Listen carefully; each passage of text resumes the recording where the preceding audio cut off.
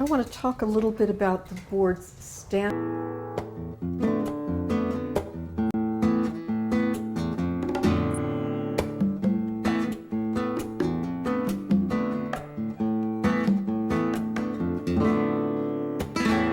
Soldiers speak out. We can tell the truth of what we've seen. We are not liars. Soldiers speak out. We have a duty to all children and to their futures. Soldiers speak out. standards and how issues are divided up, and then later we can go into more detail on how to work up issues. This is another place where there are incredible misconceptions on the part of veterans about what the board is likely to do and how it will consider a case, so that most vets I talk to assume that the boards are an even playing field. They assume that the board will give equal weight to their statement and the military records. Many of them assume that the board will investigate on its own, and so they will give the names of witnesses or simply say, my commanding officer did this improper thing, and expect the board to do some work to find out the truth of the matter. Some of them expect the board to see the unfairness in a record. You can tell by the number of times they wrote me up that they had it in for me. All you have to do is look at this record and you can see that my chief was racist. All you have to do is look at the pattern of disciplinary action or performance evaluations or medical things, and you will see the fairness and the propriety of the case. Some of them think that the board will go out of its way to identify issues, to dig to hunt up what the issues are that should be decided in this case. And in fact, the board will spot some issues, particularly glaring technical errors in the discharge proceeding, really glaring ones. But for the most part, they rely on the client and client's counsel to do the identification of issues. Some veterans also think that, and this they probably got from their chief or their sergeant, they think that all that matters is doing well after discharge. So that if I've held a job for 5 years and I went back to school and I've got a few character letters, that should be enough for an upgrade.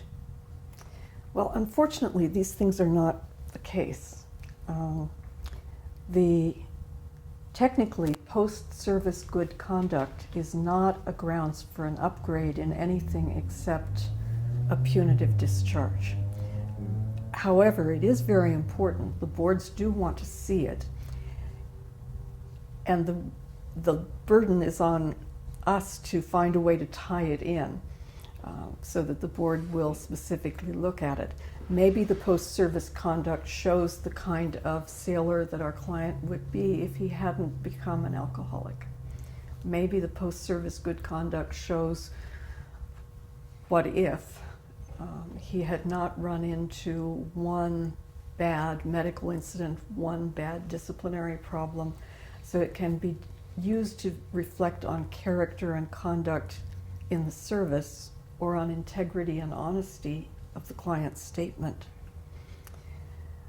It's up to us rather than the board to identify issues and to point out the unfairness. And the boards, as I said, the discharge review boards will not investigate, period. The boards for correction, on rare occasion, will contact a command or do something other than the regular advisory opinions, but normally they simply go to the department of their service responsible for medical or legal or performance evaluations and ask for an opinion based on the record. I did have one whistleblower case years ago, before there were actually special whistleblower provisions, in which the Board for Corrections contacted the senior enlisted personnel who had done a ship's inspection and to whom my client had revealed a great deal of corruption in the chief's mess, after which he got horrible performance evaluations and got a general discharge after 16 years of honorable service. In that case, the board actually contacted the inspectors to verify that there was corruption in the chief's mess and that the client had told them about it. But that's rare. The work of locating witnesses and getting statements is ours, not the board's. In admin discharges, the boards look at what the Discharge Review Board calls equity and propriety, and what the Board for Corrections calls injustice and error. Equity issues are issues of fairness, mitigating circumstances, or current standards. Error or propriety are technical legal problems in the discharge proceedings, in underlying disciplinary proceedings, sometimes in how a sexual assault complaint was handled. But they are the technical legal errors, the failure to follow the law and regulations. Sometimes issues are both, but the board wants the applicant or counsel to identify whether an issue is a propriety issue or an equity issue. And I will come back to that a bit. For punitive discharges, everything is different. Punitive discharges are upgraded only on the basis of clemency. What on earth does clemency mean? It's a good question. I think from doing cases that it means that there were mitigating circumstances surrounding the offense, if possible, that after conviction the client went through some form of rehabilitation or self-rehabilitation, and that now the client walks on water. It really helps if the client walks on water. These are like equity issues, but there's a much greater emphasis on post-service good conduct. My favorite case was a service member who was alcoholic back at a time when there wasn't much in the way of identification of alcoholics and rehab for them. He was convicted of an assault and received a BCD. Fortunately, the board did not obtain the record of trial, so they didn't know how serious the assault was. And we have no obligation to tell them, of course, if things are worse than the record shows. We can't lie, but we have no obligation to volunteer bad information. He was then homeless on the streets for months after his discharge until he was rescued by the San Diego Rescue Mission, a religious center for homeless vets and other homeless people. He went through their program. He became a lay minister. He became a sponsor for other alcoholics. He basically really walked on water. And the board loved that. So we were able to show that there were mitigating circumstances leading to the offense, that he went through a period of rehabilitation after really having fallen to the bottom of the barrel, and that he then turned his life around and began not just doing well for himself, but contributing to the community. So that's what I think clemency means. And so what do they upgrade it from and to? They can upgrade to anything. I have seen cases. But in that case? In that case, they upgraded to honorable. Wow. Wow, yeah. It's more common, I think, to get an upgrade to general, and I have seen upgrades to other than honorable, which I find insulting, but better. And just as an aside, upgrading a punitive discharge does not get rid of the underlying conviction. The boards don't have the authority to touch that conviction. And this may all seem a little weird. Not being able to raise technical legal issues in these cases may seem a little weird. Having everything focused on clemency may seem a little weird. But the board's theory is that these people have already had a shot at the military appellate courts.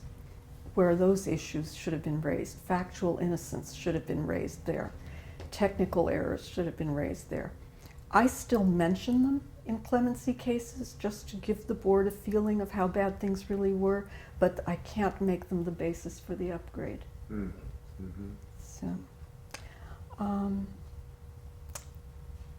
I said that one of the common misconceptions is that it's an even playing field. In fact, the boards require veterans to prove by a preponderance of the evidence that their discharge was inequitable or improper, unjust or erroneous. A preponderance of evidence simply means the greater weight of evidence. It's not standard like beyond a reasonable doubt. 51%? That's one way to put it, yes. I like to say that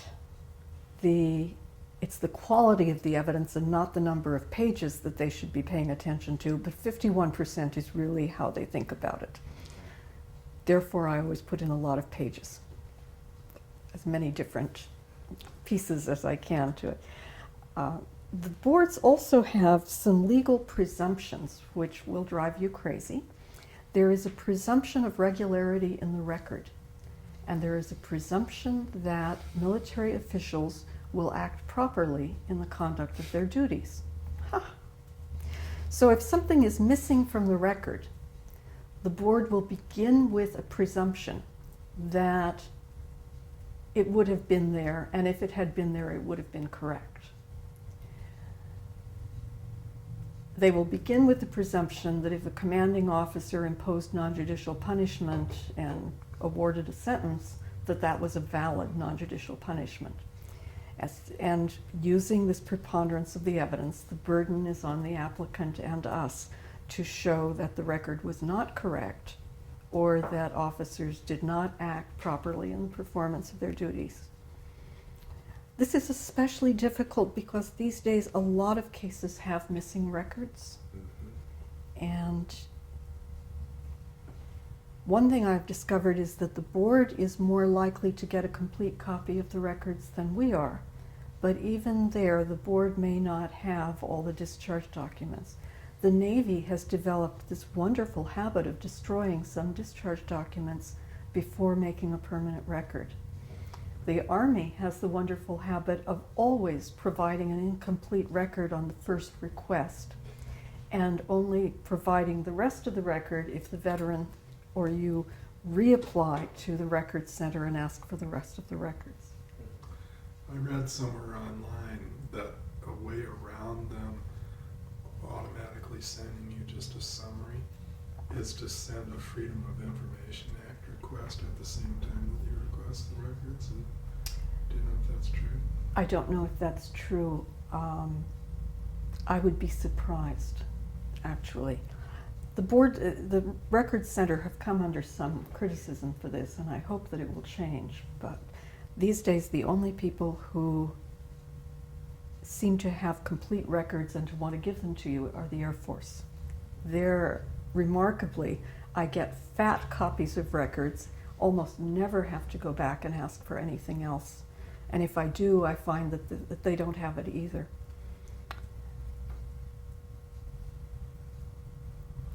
One of the things that's fortunate in this is that a lot of vets keep copies of their records, and they may have records that the board does not have. The other thing in terms of presumptions and standards about these boards is that there are no rules of evidence. This means that any rumor or third-hand summary of what your client has done can be considered by the board, but it also means that we can bring in evidence that we could never get admitted in a court-martial. It means that we can use second and third-hand summaries. I have a case in which the most significant evidence of my client's sexual assault was a journal that she kept. And it was not, she didn't start keeping the journal until after the assault, but there were numerous references to it. Would that be considered secondhand then? Since it's the individual journaling. Yeah, I don't know what the proper term is for that. Mm. I know that it's the kind of evidence that a court-martial would not be real interested in hearing.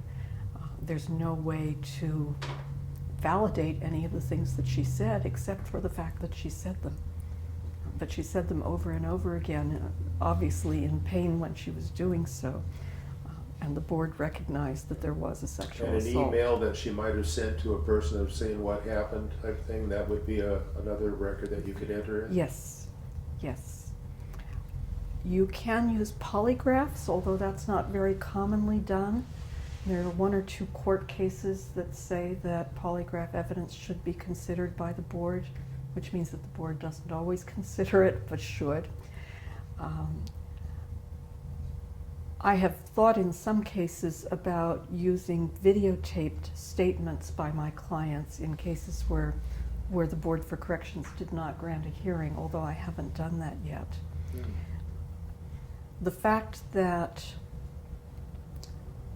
the client on discharge told all of his family about his back injury is evidence of the back injury, Yes. and can be used even though it is not as strong as the evidence of a physician looking at that same back. But lay witness testimony about what the client said or was like while they were in the service and right after discharge can be used. So we get to be creative. And that's one of the things that makes this work pleasurable. Let me talk a little about issues in a little more detail, and do that by giving some examples of equity issues and some examples of propriety issues. These days, one of the most common equity issues is medical conditions that mitigate misconduct. My client's discharge, the applicant's discharge is inequitable in that his misconduct stemmed from his later diagnosed post-traumatic stress disorder. Personal or family hardship can also be an equitable argument. My client's discharge is inequitable in that his unauthorized absence was occasioned by his father's death and the command's refusal to grant him emergency leave.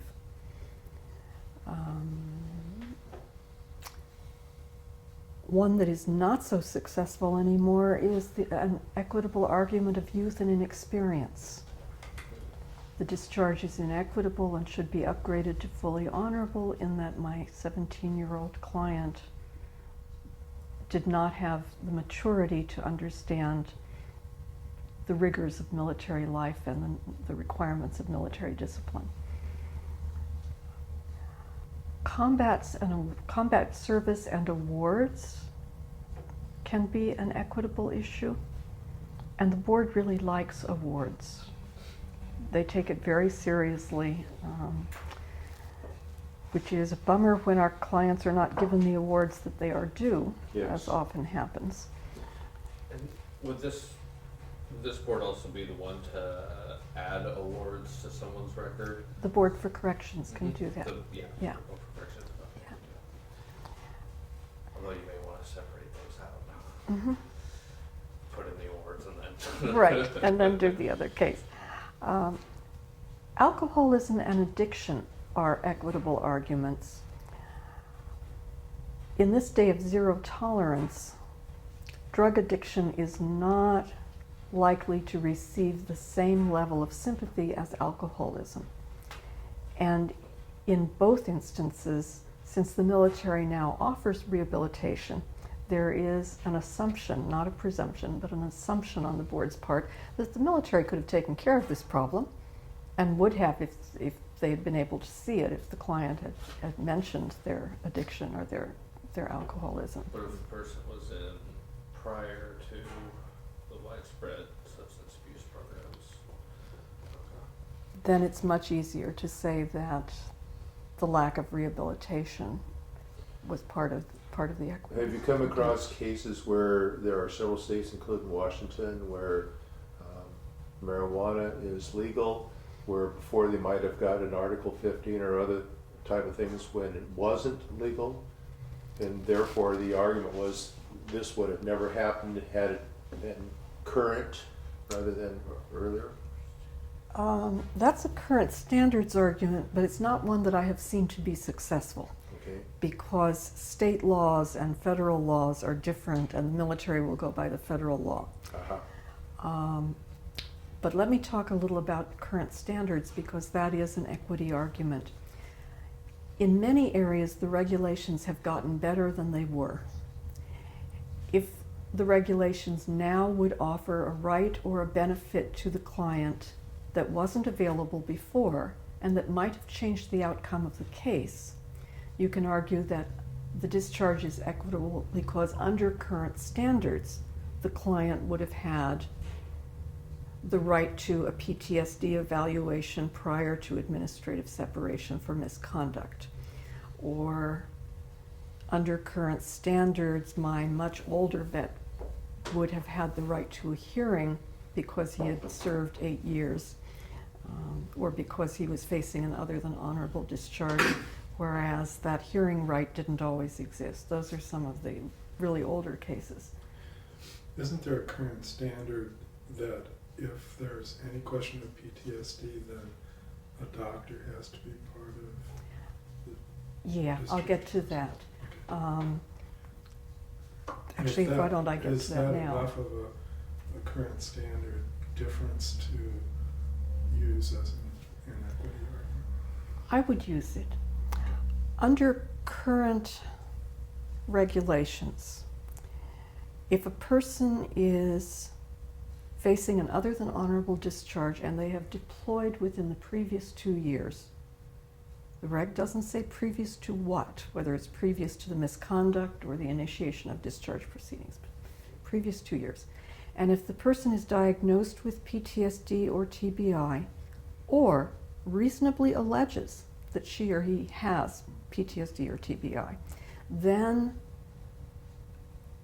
in the discharge process, there must be a PTSD evaluation or TBI evaluation to determine whether there's any mitigation from that condition. And every officer reviewing the discharge must have reviewed that medical evaluation. Not that this happens, but this is supposed to happen. The same regulations, or the same congressional action really, requires that people who allege PTSD, who have previously deployed to a combat area within a 2-year period of something, are entitled to consideration of their PTSD as one of the issues. They are entitled to have a medical member on the discharge review board, and they are entitled to expedited treatment. I would certainly argue that someone who developed PTSD before these regs came into effect would have this under a current standards argument. I haven't seen cases, so I don't know what the outcome of that will be. But it certainly is what current standards is about. And then just to clarify, I guess, to kind of go a little further down the road of what this argument is that we would need to, the argument would be under, it would be like a current standards argument, and we would point out the difference in the standard now and how it's favorable to the veteran, to the veteran in this case. And had this and then, happened, it might have made for a different outcome in the case. And then the burden of evidence is on us to show how it could have been different, which is to say that not only, would they have gotten this hearing, but, in this hearing, here's all the evidence that could have changed things. Exactly. So it wouldn't be enough to just say, for instance, I looked at veterans' documents where all they've been administratively separated for misconduct, and all of their documentation leading up to that separation said it was an Army case. It was going to be for a Chapter 14, 12 Bravo, patterns of misconduct.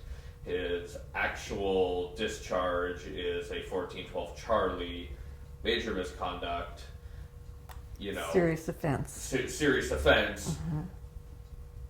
Making an argument to the board around just saying, well, they had a typo or they changed this at the last minute, seems like maybe it's not going to upgrade the discharge, because they would say, well, you're still going to get a general discharge whether it's Bravo or Charlie. Right. And so it would be showing, using that as an example. In this case, it wouldn't be enough for us to say, now there's this new process, but we would have to say, now there's this new process, and were the person to have gone through that, they would have found all this other evidence. Right. Okay, cool. Right.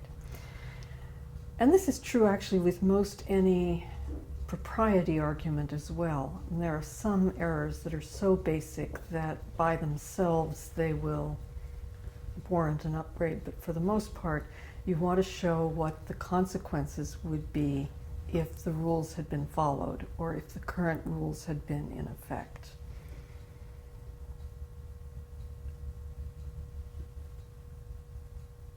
There are some equity arguments that are a lot harder to make, and those are arguments about racism, sexism, sexual assault, command bias. And those, I think, should be made only when we can come up with some pretty strong evidence to support them,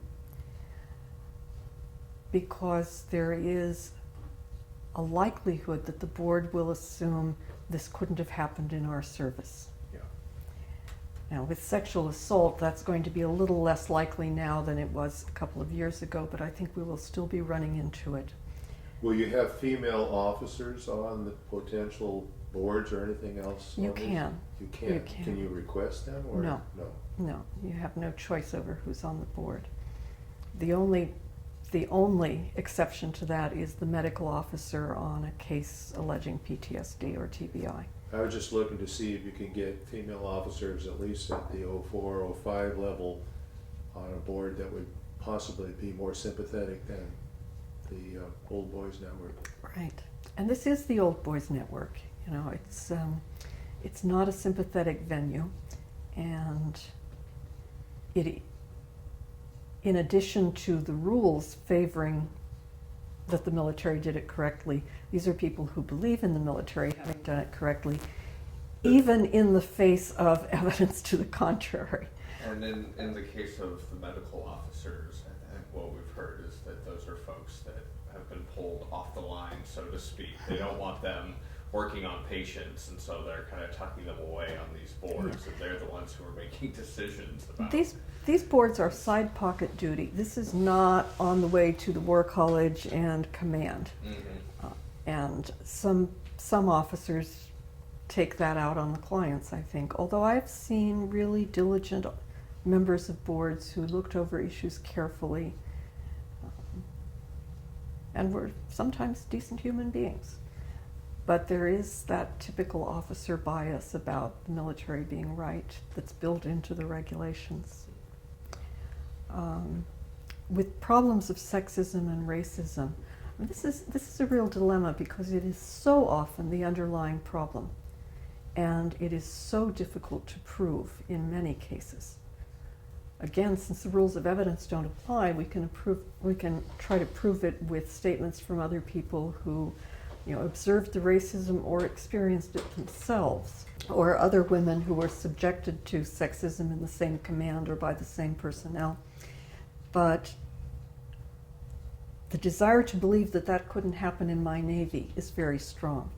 And with raising those arguments, there is sometimes a danger of undercutting the client's credibility on what else you need the client to say by raising an argument that you can't substantiate.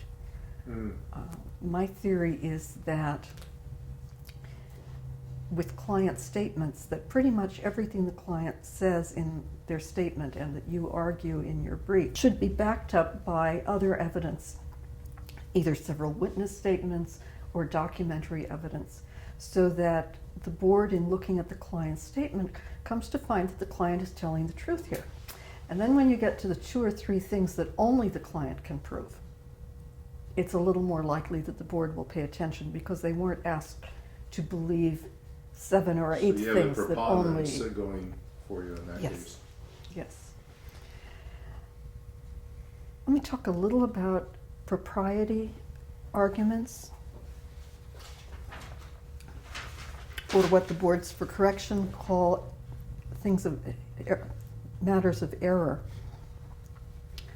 Most of the time, this comes up directly in the discharge proceedings,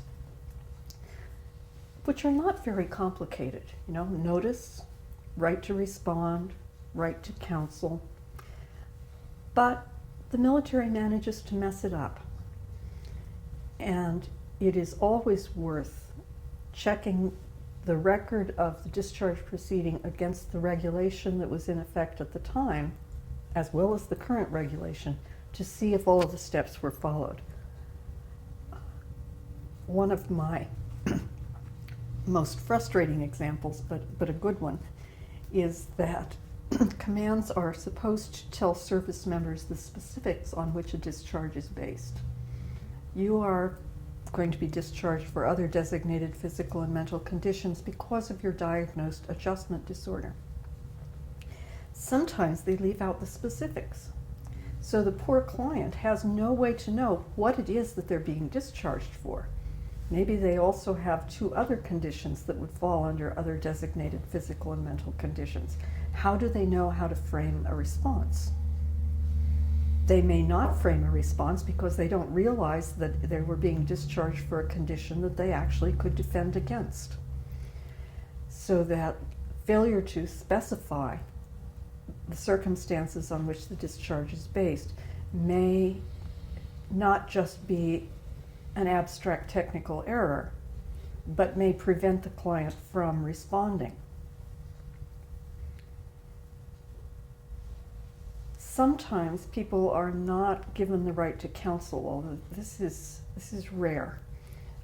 But there you can argue that had client had counsel, she would also have had some information about how to fight the case, and that the facts of her case did allow her a legitimate fight. Without counsel, the tendency to waive rights would be greater, and it wouldn't be a knowing waiver. Factual innocence can be a matter of propriety, although I usually raise it as both propriety and equity. Clients often tell us that they were wrongly written up. You know, I wasn't really late, or everybody was late. I wasn't really AWOL because my entire company was, took an extra few days to check in at the base. And so none of us showed up until 3 days after the ordered time, and only I got written up for it. Those can be propriety issues if you have a way to demonstrate the truth of the matter. And sometimes you do. Sometimes you have UA periods, AWOL periods that correspond exactly with a period of hospitalization. That's a nice propriety issue. Sometimes you have statements from fellow service members that before your client hit the sergeant hit your client, which renders the sergeant sort of unmilitary and makes the self-defense of your client much more acceptable. What about arrest and release records, civilian, while a person's UA? They couldn't possibly have made it back because they were still incarcerated. Unfortunately, time that you're incarcerated is bad time. You are AWOL during the time that you're incarcerated unless you are released on the merits. Okay. So What does that mean? Released on I'm merit? found not guilty. Okay. The charges dropped because there was no evidence.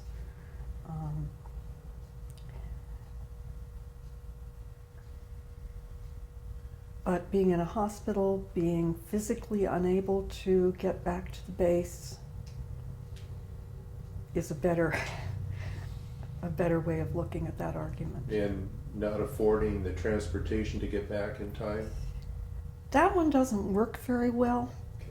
There's an assumption that the member has to make their own way back. You should have planned better. Yeah, Mhm. you should have planned better, exactly. On Exactly. the AWOL, while being incarcerated, if the charges are dropped down the road, that means the person's not AWOL. What about like a patterns of misconduct?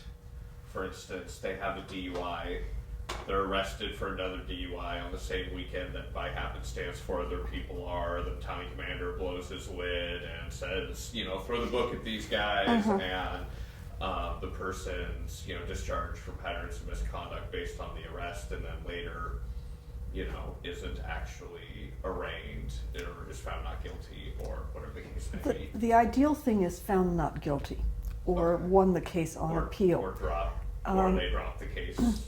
When you drop the case, it may just be a matter of the prosecutors deciding that it wasn't worth going forward. Mhm. So that's more difficult to argue, although I would argue it, Mhm. than it is if there's a finding of not guilty. Hmm. A civilian conviction is one of the bases for misconduct discharge, Mhm.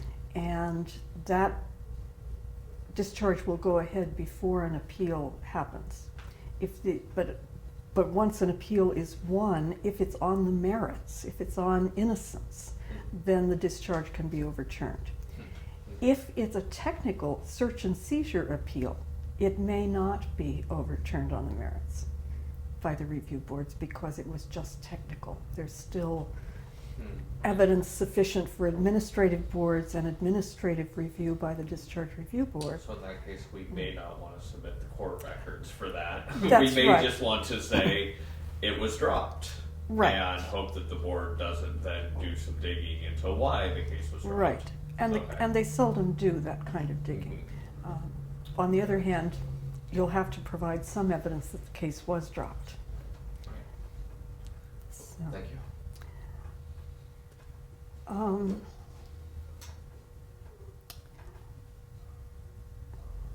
I have a kind of theory about how equity and propriety issues interact with each other.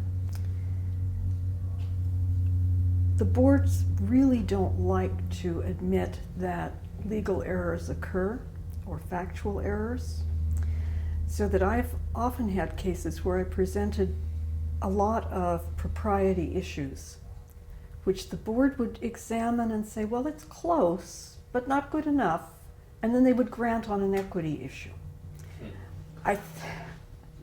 And the equity issue might be quite weak, but in order to get around admissions or revelations that they had failed to follow the regulations, the boards seem more likely then to look at equity arguments favorably. Face saving thing for them. Yes. This may be, this is just based on my narrow experience, so it may be not true in the world as a whole, but I think it's worth raising any propriety issues that you can, and then giving them an out with some equity issues. If all you really had was propriety issues, I would make up an equity issue. I would try youth and inexperience in that case. I would try something to give the board that out. This isn't to say that they never grant upgrades on propriety issues, just that they don't like to.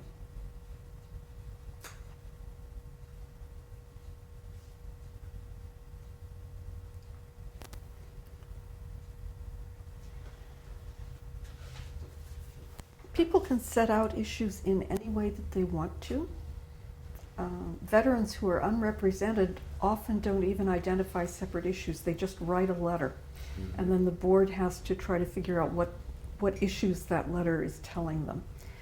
But for us, setting out issues is a way of identifying the things that we want the board to respond to, and they are required to respond, not necessarily very substantively, but to respond to every issue that we raise. Back when groups like the National Veterans Legal Services Program and Swords to Plowshares were first setting up discharge upgrade programs, people developed a way of setting out issues that is called the block system, in which every argument and every subpart of the argument is laid out either as a separate issue or as a separate sub-item under the issue to try to get the boards to speak to all of them. So, for example, the applicant's discharge is inequitable in that his PTSD affected the reason for discharge. A, PTSD mitigated offense number 1. B, PTSD mitigated offense number 2. 3, or C, I get lost here. The PTSD explains why the client waived his rights and accepted an admin discharge. Mhm. So you've got one big issue, PTSD, but you break it down into some component pieces. My client's discharge is improper in that he was denied the right to counsel before demanding or waiving rights. A, therefore, without counsel, his waiver was unknowing and ineffective. B, because of lack of counsel, the client was unable to use his right to respond. C, had client had counsel and been able to respond, he would have shown that he was in formation that day rather than able. So, breaking them down into each little piece gives the board specific things to bite on, specific things that they are supposed to answer. And while vets who just write a letter often get a pretty boilerplate response, boards that get well-crafted, blocked issues tend to do more detailed responses. Sometimes those more detailed responses contain errors that one can then raise with the board for corrections. Sometimes they contain errors that one would take to federal court. And sometimes they make it easier to go back for reconsideration when you can show through additional evidence that their response to argument 1C was not valid. I think really that the beginning of any case is sitting down with the client and explaining some of the things that we've been talking about this morning. Letting the client know what this process is, what his or her options are in the process, and some of the things that make these cases hard. Not to discourage clients, but to encourage them to work harder on putting the case together because the success rates are not high, and because a well-crafted and well-documented case can make all the difference. I think it's worth going over with the client what those legal presumptions are so they understand it's not an even playing field and that the board is not sympathetic to their interests from the outset. Not, again, to discourage the client, but to make sure that they see the value of all the work you're going to ask them to do. And part of that initial discussion, which you talked about earlier, is helping the client to articulate what his or her goals are in this. Do you want an upgrade because you need it for employment purposes? Do you want an upgrade because you desperately need VA benefits? Do you want this as a matter of pride? Is an upgrade more important than medical retirement?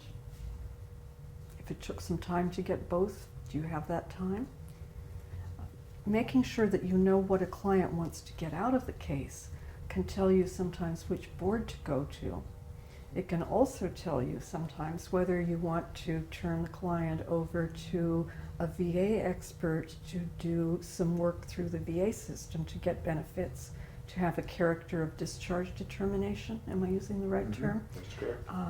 To allow for veterans' benefits notwithstanding an other than honorable or a BCD from a special court.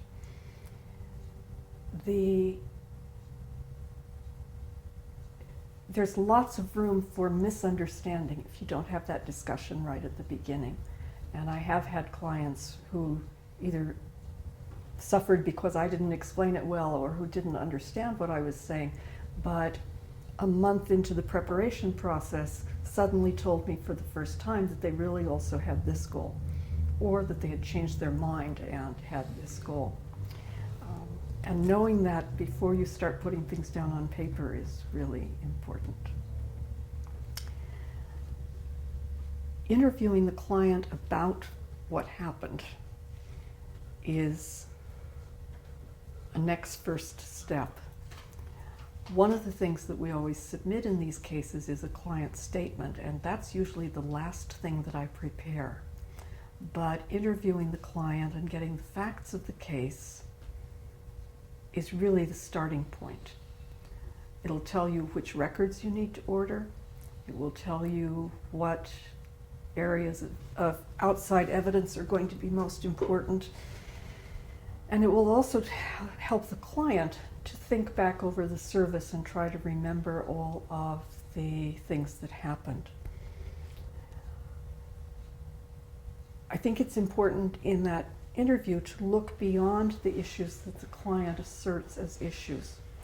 They may know that their discharge was unfair because nobody else was discharged for spice except me, or that the commanding officer was out to get them because they had been involved in a demonstration.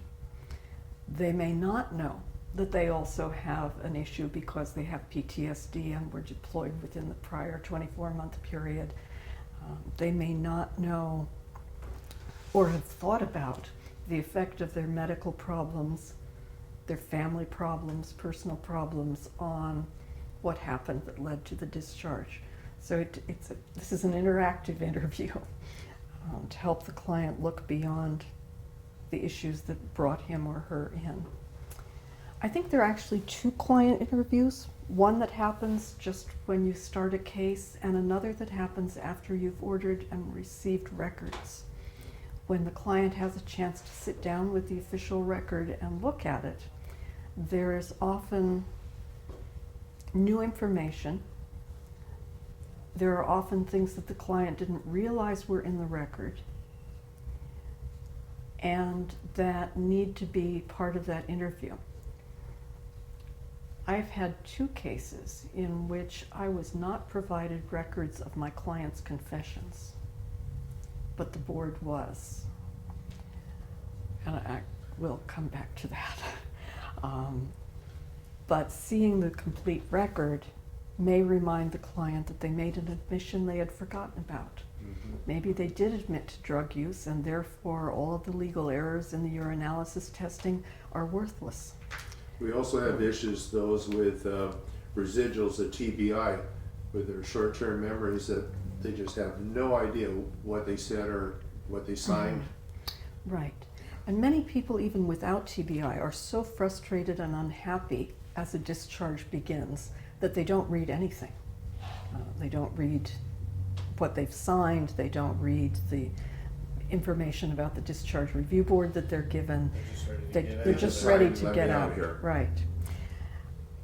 With older veterans, there's often a problem of memory, but even with younger ones, I find that many of them don't know what's in their record. So sitting them down with the record gets to be important and may change the issues that the client wants to assert. In doing this, it's important to help the client see herself or himself as an active part of the case. Now, there's some clients who just can't do that, who are so damaged or so ill that they cannot really participate in putting their case together. Most, on the other hand, can help in putting together that summary of what happened, reviewing the record to see if it's complete, gathering their own records from storage or from their mother's house or wherever they may be, and often then giving you records that aren't in the official record because they were tossed somewhere along the way. And they can help in gathering witness statements and other evidence. If veterans can't do that, then we just have to try to do it for them. But as much as possible, it helps to have the vet playing an active role in putting those things together. With witness statements, when they are more than character letters, often counselors want to play a role in gathering them because you want the witness to say some particular things and not to say some other things. But even there, the client can make the first approach to the witness, get an agreement that, yes, I'm willing to talk to Kathy and see about writing a statement.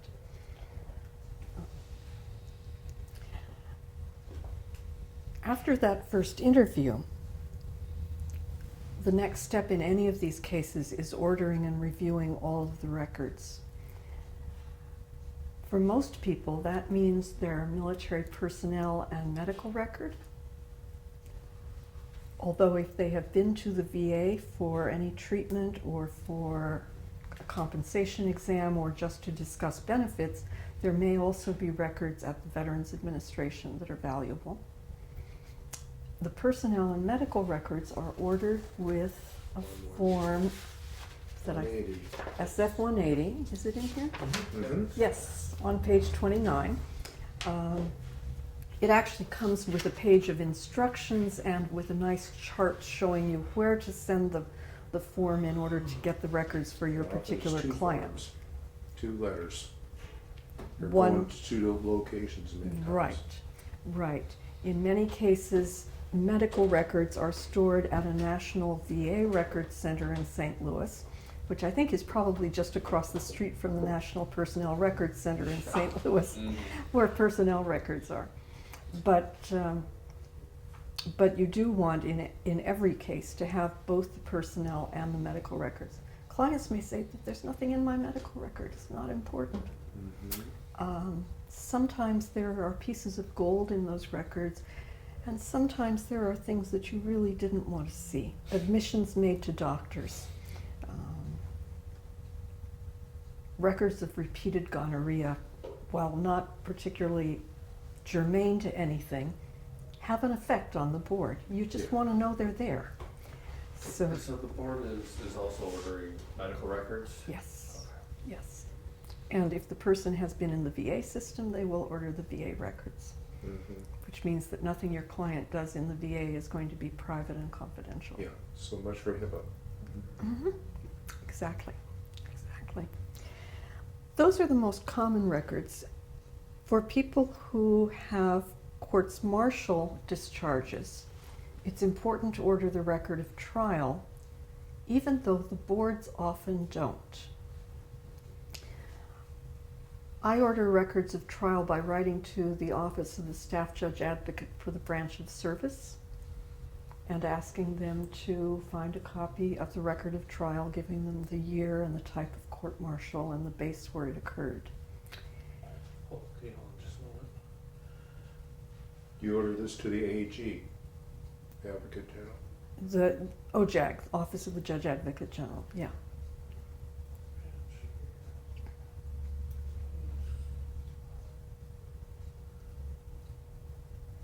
Clients sometimes have copies of their own record of trial, but I've found that most people who have BCDs threw them away in disgust. So ordering them through OJAG is a valuable thing to do. But then there are other kinds of records, and it's in the interview process that you're going to identify what those may be. I believe that there's no such thing as too much paper. There probably is such a thing as a brief that is too long, that belabors each issue so much that the board gets tired of it. But in terms of documentary evidence, I don't think there's any such thing as too much. There, I think that you want to get as much character evidence as you can, as many witness statements as you can, as many other pieces of paper showing your condition. 2 doctors' reports are better than 1, and 5 doctors' reports are even better. So there's no such thing as too much paperwork. The board sees a lot of little applications with hardly any documentation, so that they are going to be impressed by the ability of a client to gather a lot of documentation. This must say something about the validity of some of the claims. So having done that, having argued under each issue a little what its importance is, I'll do a brief summary at the end, which among other things reminds them what my client's asking for, and then go back and do a couple paragraphs or a page of introduction, just hitting the high points, particularly of the statement of facts.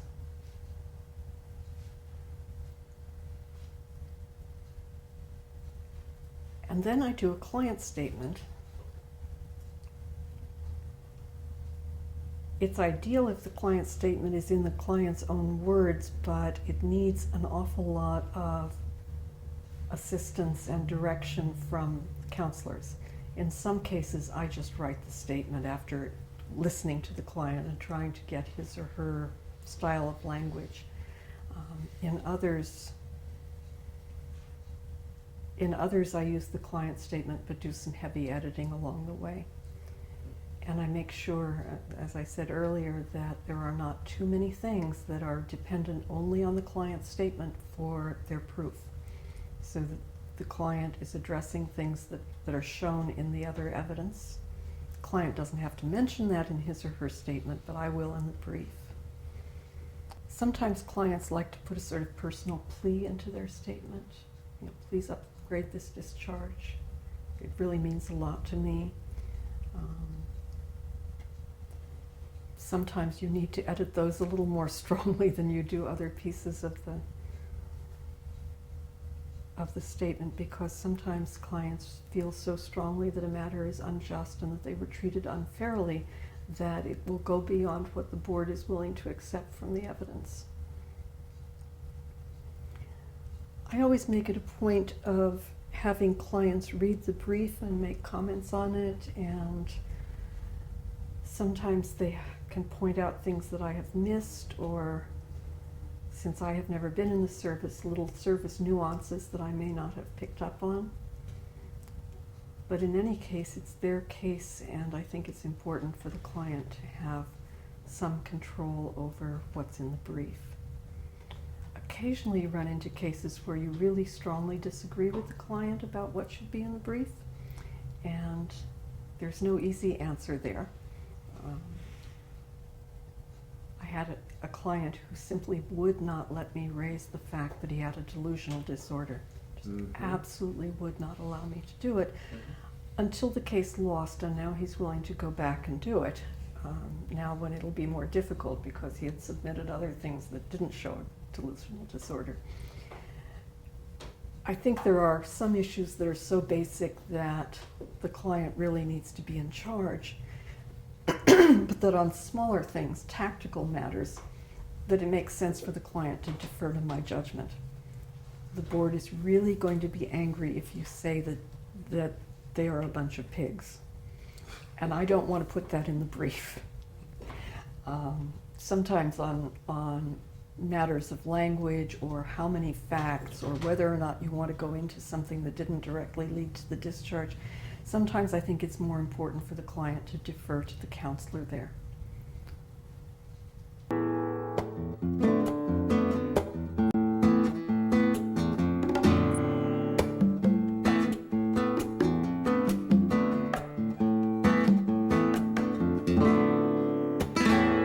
Soldiers, speak out. We can tell the truth of what we've seen. We are not liars. Soldiers, speak out. We have a duty to all children and to their futures.